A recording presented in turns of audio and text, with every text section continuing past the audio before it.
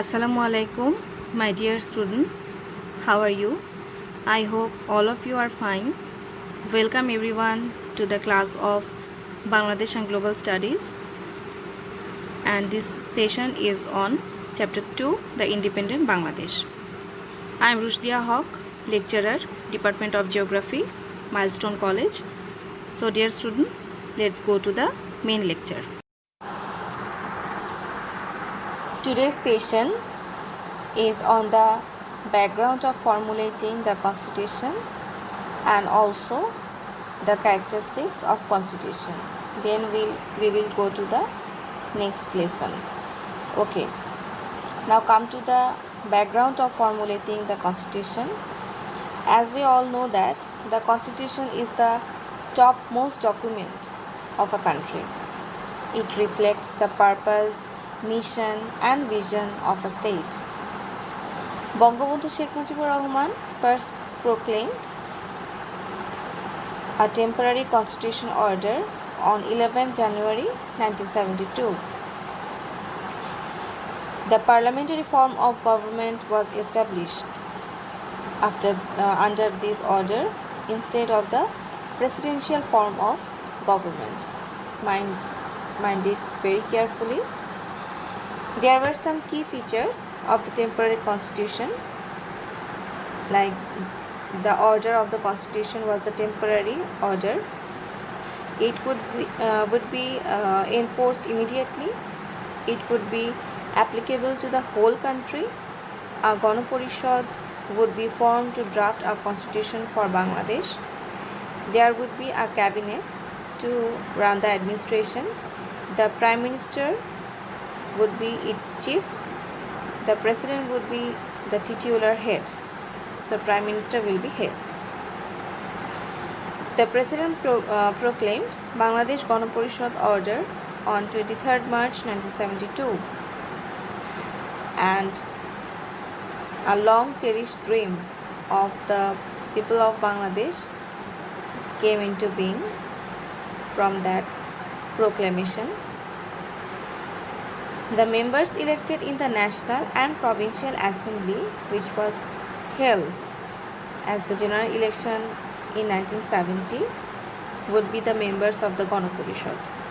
The main objective of the Ganaparishad would be to prepare the constitution. For this purpose, the Ganaparishad was formed, and the first session of the Ganaparishad was held on 10th April 1972. And there were 34 members in the committee, and it was headed by Dr. Kamal Hossain. A female member was also there, and Suranjit Sengupta, a then leader of the NAP Muzaffar, was also the member of the committee. Then the committee sought suggestions about the constitution from the organizations and the interested persons. A draft constitution was placed as a bill at the second session of the Ganaparishad on 12th October 1972, and the constitution was adopted on 4th November in the same year, and it was enforced from 16 December 1972. 16 December is our Victory Day.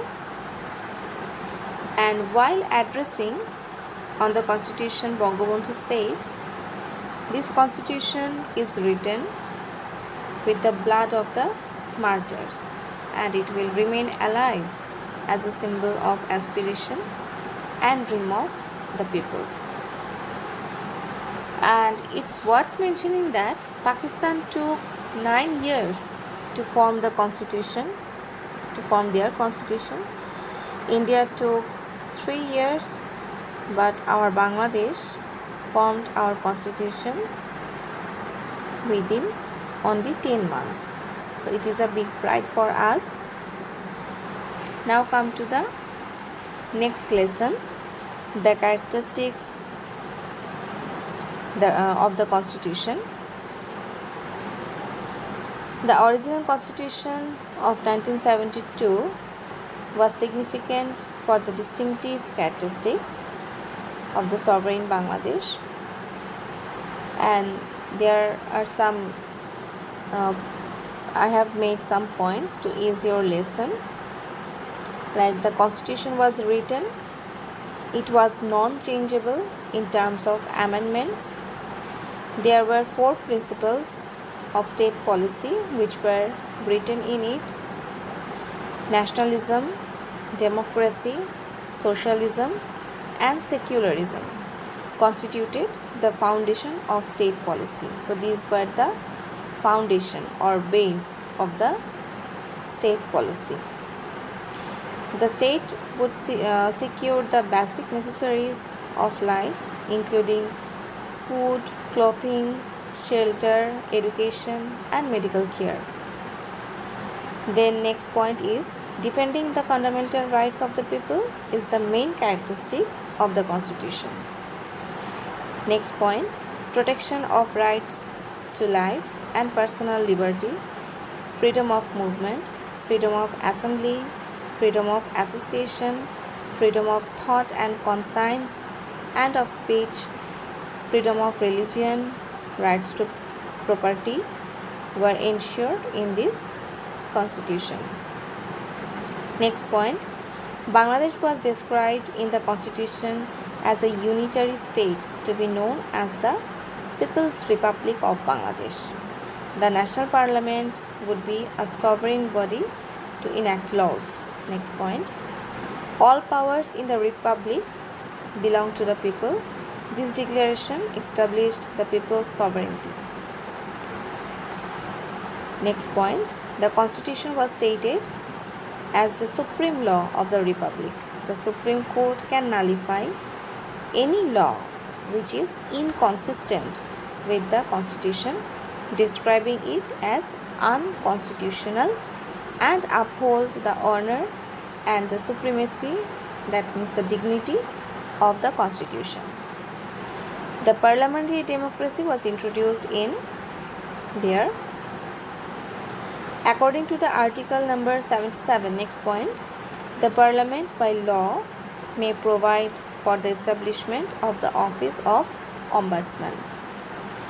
In the constitution of Bangladesh, irrespective to caste and creed, any person who is not less than 18 years of age under the one person one vote policy can administer his or her voting right in the general election. And in this constitution, the principles of the state, cooperative and private ownership were stated. The parliament will be of the single assembly. Next point, of these amendments, now come to the amendments. There were different times, there were different amendments of that amendments. 15 times our constitution was amended. 5th amendment by the late President Zia Rahman. 7th and 13th were done by General Ershad, and their amendment were nullified by the Supreme Court. You will have to remember that. Okay, next come to the next topic,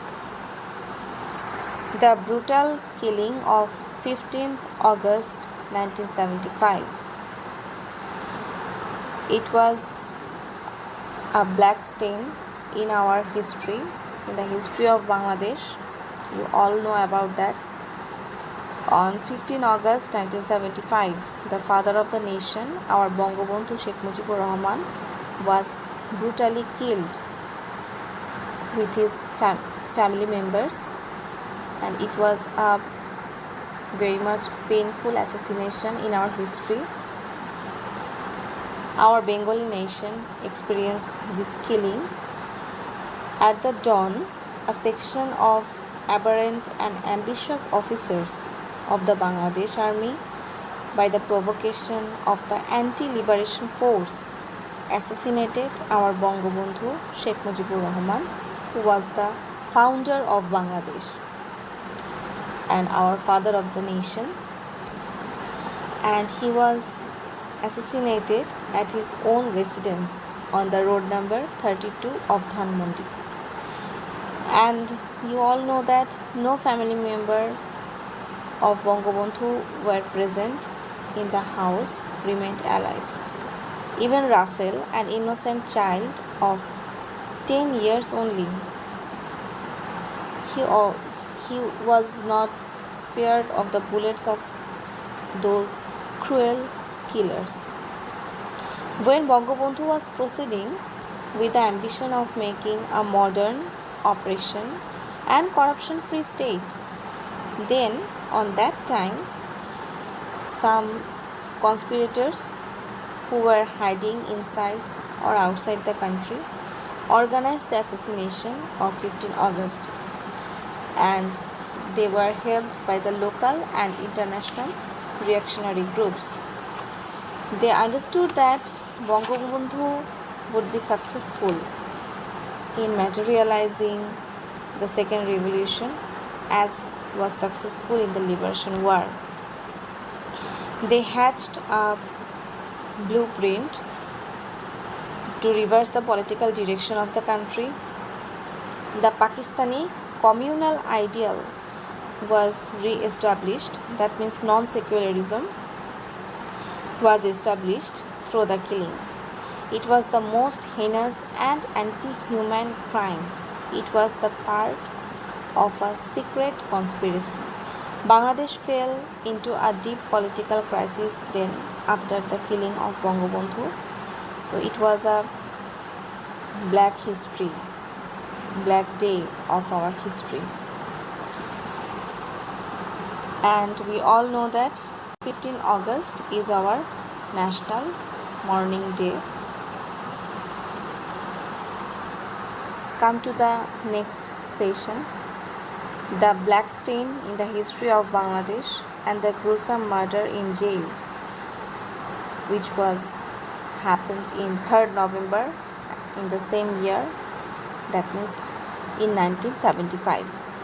And we will learn what happened between 15 August to 3rd November. Khandokar Mustaq Ahmed, we have learned his name before, the then Minister of Commerce, who was also the Foreign Minister of Mujibnagar government. He assumed power as the president after the killing of Bangabandhu Sheikh Mujibur Rahman. After only 5 days of assuming the power, the martial law was declared in the country. Our 4 national leaders, that means Soyed Nazrul Islam, Tajuddin Ahmed, Captain A. Mansoor Ali, and A.H.M. Kamruzzaman, they were arrested on 22nd August 1975. General Ziaur Rahman was appointed as the Chief of Army Staff, replacing General K.M. Shafiullah on 24th August. You will have to remember the date very carefully. Ban on politics and the political parties was imposed by an order on 31st August, mark the date. Khandokar Mustaq Ahmed declared an ordinance inconsistent with the Constitution and Justice on 26th September 1975. What was the ordinance? It was called Indemnity Ordinance, just to save the killers of Bangabandhu from the trial. The junior army officers who were involved in the killing on 15th August started interfering in the state affairs, staying at the President building instead of returning to the barrack. A chaotic situation prevailed in the country. Brigadier Khalid Musharraf took initiative to restore the chain of command in the army. An army revolution took place on 3rd November 1975 under his leadership. Khandokar Mustaq resigned from his power on 5th November 1975. A.S.M. Saim, the Chief Justice of the Supreme Court, took vote as the new president on the next day of resignation of Khandokar Mustaq Ahmed, that means on 6th November 1975. So this was what happened after the assassination of Bangabandhu Sheikh Mujibur Rahman. Come to the next lesson, the heinous killing in jail, 3rd November 1975. The killers involved in the assassination of 15 August, they illegally entered the Dhaka Central Jail with the permission of Khondokar Mustaq Ahmed, and they brutally killed our 4 leaders, Soyed Nazrul Islam, Tajuddin Ahmed, Captain M. Mansur Ali, and A.H.M. Kamruzzaman. They led the liberation war. It was another black stain in the political history of Bangladesh. This heinous killing created an adverse reaction among the people and the army of the country. This incident accelerated the fall of Mustaq regime. The killers were forced to leave the country.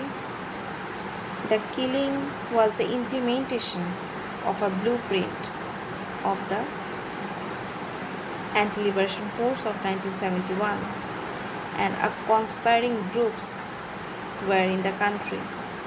The aim of those killing was to destroy the success and glory and victory of our liberation war, and they wanted to make a vacuum of leadership in the country and restore the ideals of Pakistan. The one and the same quarter initiated both the killing missions of 15 August and 3rd November. So my dear students, I think all of you have understood my lecture. If you have any problem, then please ask us.